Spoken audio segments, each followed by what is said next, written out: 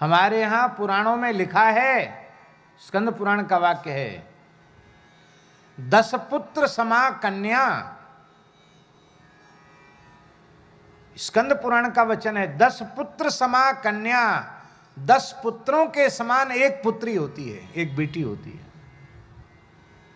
बेटी का महत्व 10 बेटों के बराबर है। और माताओं को प्रसन्न करने की दृष्टि से मैं नहीं बोल रहा हूं,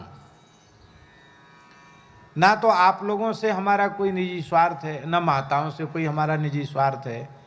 स्वार्थ होता भीतर तब कुछ ऐसी बात कही जाती है जिससे अपना कोई स्वार्थ सिद्ध हो। हम तो जो देख रहे हैं, भगवत कृपा से अनुभव कर रहे हैं, उसको हम अनुभव कर रहे हैं, उसको हम बोल रहे हैं। सच्ची बात है, आज भी पुत्र से पुत्रियां ही श्रेष्ठ हैं।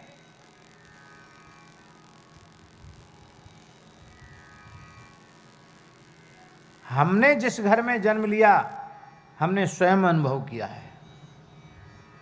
लड़के घर में कौन सा काम करते हैं?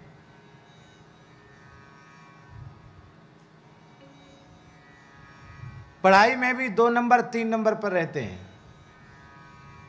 खाने पीने में उनको ज्यादा ध्यान दिया जाता है, उनकी सब इच्छाएं पूर्ण की जाती हैं, ज्यादा लाड़ प्यार उनको दिया जाता है।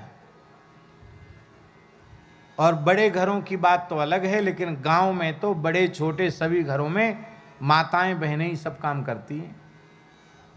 गैया का काम, घर में झाड़ू बहारू, चौका बर्तन का काम, रसोई बनाने का काम, और कुआ खेत का काम भी माताएं ही करती, नहीं करती हैं क्या? अभी परासोली गांव में घर घर में सब घर का काम माताएं बहनें अपने आप ही करती हैं कि नहीं? तो ये बेटियां अपने घर का काम भी करती हैं, माता पिता की आज्ञा का पालन करती हैं, सेवा करती हैं, उनकी डांट डपट भी सहन करती हैं, और पढ़ने में भी लड़कों से बहुत आगे हैं पूरे विश्व में कन्याएं। एक परिवार की बात है, बाबूजी, नाम नहीं लेंगे, बेटे को पढ़ाने में कितना बाप को खर्च करना पड़ा, और बेटी को पढ़ाने में कुछ खर्च करना पड़ा?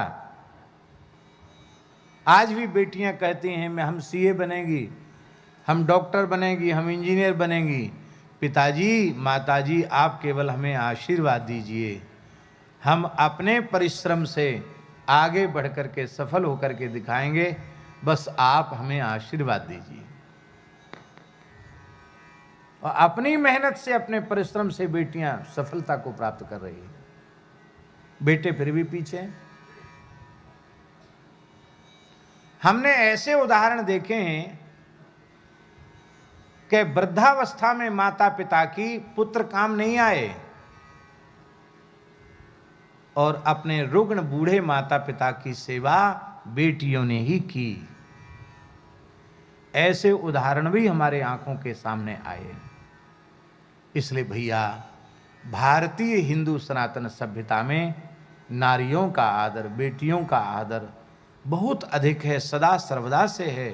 नारी हमेशा आदर की पात्रा है, नारी का कभी तिरस्कार नहीं करना चाहिए। महाराज जी, हमारे ग्रंथों में लिखा है, जो पुरुष स्त्री पर अत्याचार करता है, स्त्री को रुलाता है, उस व्यक्ति के हाथ से देवता पूजा स्वीकार नहीं करते हैं। उसके यहाँ लक्ष्मी रुष्ट होकर के उसके घर का त्याग करके चली जाती है। पितर उसके हाथ से जल ग्रहण नहीं करते हैं, पिंड ग्रहण नहीं करते हैं पितृगण। इसलिए नारियों को लक्ष्मी स्वरूपा मानकर सदा उनका आदर करना चाहिए, स्त्रियों पर कभी अत्याचार नहीं करना चाहिए। कन्याओं के जन्म से प्रसन्नता होनी चाहिए। माई मेरे श्याम